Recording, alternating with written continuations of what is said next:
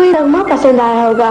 आइंदा आप सड़क एहतियात से पार करेंगे और सड़क पार करने के उसूलों पर अमल करेंगे।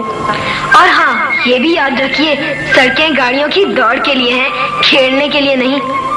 हाँ, ये बात तो आपने बिल्कुल सही कही। सड़क पर खेलना तो वाकई खतरनाक है। ये भी याद रखिए कि रात में स्याह लिबास या कोई भी गहरे रंग का लिबास पहनकर सड़क पर नहीं चलना चाहिए। बुशरा, बच्चों को बताइए कि एक स्याह रंग के लिबास का क्या नुकसान है। जी हाँ दोस्तों, रात में स्याह रंग का लिबास पहनने से आने वाली गाड़ी का ड्राइवर आपको आसानी से नहीं देख सकता। इन बच्चों को देखिए, इनमें वो बच्चे वाज़ेह नजर आ रहे हैं जिन्होंने सफेद या हल्के रंग के लिबास पहने हुए हैं।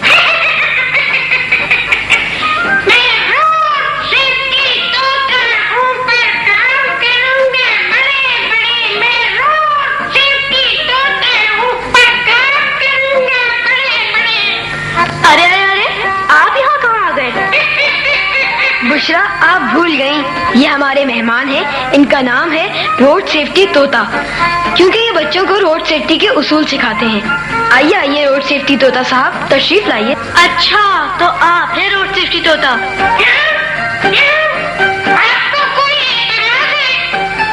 बुशरा, शायद आपको ये मालूम नहीं, ये बच्चों से बहुत प्यार करते हैं और हमारे प्रोग्राम में भी बच्चों को ट्रैफिक के उसूल सिखाने में हमारी मदद करेंगे। ये मैं क्या देख रहा हूँ?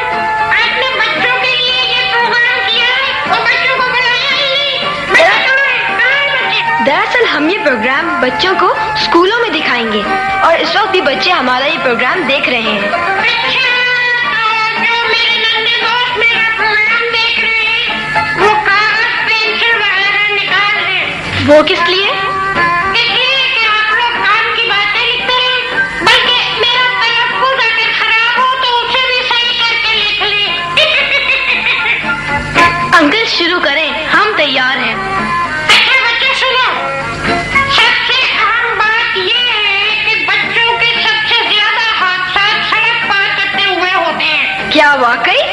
और क्या, हर साल 26% बच्चे हादसा का शिकार होते हैं और उनमें से 75% बच्चे उस वक्त हादसा का शिकार होते हैं जब वो सड़क पार कर रहे होते हैं। इसका मतलब है जो बच्चे सड़क के इस तरफ हों, उन्हें दूसरी तरफ जाना ही नहीं चाहिए। जरूर जाना चाहिए, लेकिन तोतों को मेरा मतलब है बच्चों को सड़क पार करते हुए बहुत ज्यादा एहतियात करनी चाहिए। छोटे बच्चे हरगिज़ किसी बड़े की मदद के बगैर सड़क पार ना करें और हमेशा सड़क पार करते हुए आप अपने वालिदैन या किसी बड़े की उंगली पकड़ कर चलें। हाँ अंकल, याद आया। आप कुछ हमें ज़ेब्रा क्रॉसिंग के बारे में भी बताइए। ये शायद वो जगह होती है जहाँ से ज़ेब्रा सड़क पार कर सकते हैं। बुशरा, खुदा के लिए मजाक मत करो। बच्चों, ज़ेब्रा क्रॉसिंग बड़ी खतरनाक जगह है। अंकल, आप ये क्या कह रहे हैं? ज़ेब्रा क्रॉसिंग तो होती ही सड़क पार करने के लिए है। हाँ, मुझे पता है। ज़ेब्रा क्रॉसिंग पर किसी को सड़क पार करता देखकर ड्राइवरों को रुक जाना चाहिए, मगर हमारे यहाँ ऐसा कहाँ होता है। अंकल, अब आप हम बच्चों को ज़ेब्रा क्रॉसिंग का सही मतलब बताएं। भाई, सही मतलब तो मैंने समझा ही दिया है। मुझे उम्मीद है बच्चे कभी ज़ेब्रा क्रॉसिंग से आंखें बंद करके सड़क पार नहीं करेंगे, बल्कि ज़ेब्रा क्रॉसिंग हो या ना हो, हर जगह से सड़क पार करते हुए सड़क अबूर करने के उसूलों पर अमल करेंगे।